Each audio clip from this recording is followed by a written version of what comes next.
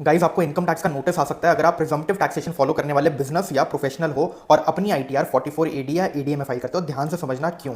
Guys इस साल से आपको अपनी रिटर्न में प्रिजम्पटिव टैक्सेशन वाली रिटर्न में बैलेंस विद बैंक्स भी डिस्क्लोज करना है। और होता क्या है, बहुत सारे प्रोफेशनल्स एंड बिजनेसेस, अगर आपकी इनकम लेट से 50 लाख रुपीज है तो प्रिजम्पटिव टैक्सेशन का जो मिनिमम प्रॉफिट आपको डिक्लेयर करना है उसके हिसाब से रिटर्न फाइल करते हैं। प्रोफेशनल के केस में 50% और आपके बिजनेसेस के केस में अगर ऑनलाइन है सब कुछ तो 6%। तो अब होगा क्या गाइस कि अगर आप एक प्रोफेशनल हो और 50 लाख की मान लेते हैं आपकी रिसीट्स हैं और 44 एडीए में आप 50% प्रॉफिट शो करते हो और 50% एक्सपेंडिचर शो करते हो, यानी कि 25 लाख के आपने प्रॉफिट शो कर दिया और 25 लाख आपने एक्सपेंडिचर मान लिया। और एक्चुअल में आपका एक्सपेंडिचर सिर्फ 10 लाख रुपीस था, यानी कि 50 माइनस 10 40 लाख रुपीस आपका बैंक बैलेंस था। और आपने अगर बैंक बैलेंस गलती से भी यहां पे 40 लाख रुपीस डाल दिया और रिटर्न में आपने ये बताया है प्रिजम्पटिव टैक्सेशन में ऊपर आपने बताया कि 25% ही 25 लाख ही आपका प्रॉफिट है और नीचे आपका 40 लाख का बैलेंस दिखता है, तो बहुत बड़ी समस्या हो जाएगी। समस्या ये हो जाएगी कि आपको नोटिस आ जाएगा अनएक्सप्लेन्ड इन्वेस्टमेंट्स का और अनएक्सप्लेन्ड एक्सपेंडिचर का, क्योंकि ये सेक्शन आपको ये बोलता है प्रिजम्पटिव टैक्सेशन का कि आपको मिनिमम इतना प्रॉफिट दिखाना है, मिनिमम 50% का इन केस ऑफ प्रोफेशनल दिखाना है। मैक्सिमम आप कुछ भी दिखाओ जो आपका एक्चुअल है। तो अगर एक्चुअल एक्सपेंडिचर आपका सिर्फ 10 लाख रुपीस था तो आपको उसके हिसाब से डिक्लेयर करना है, ना कि 50% ऑफ 50% और 25 लाख रुपीस हम उसको दिखाएं। ऐसा बिल्कुल भी नहीं करना। तो I hope you got my point guys. तो इस तरीके से आपको अपनी रिटर्न फाइल करनी है। और अगर आपको न्यू इनकम टैक्स एक्ट के हिसाब से सारी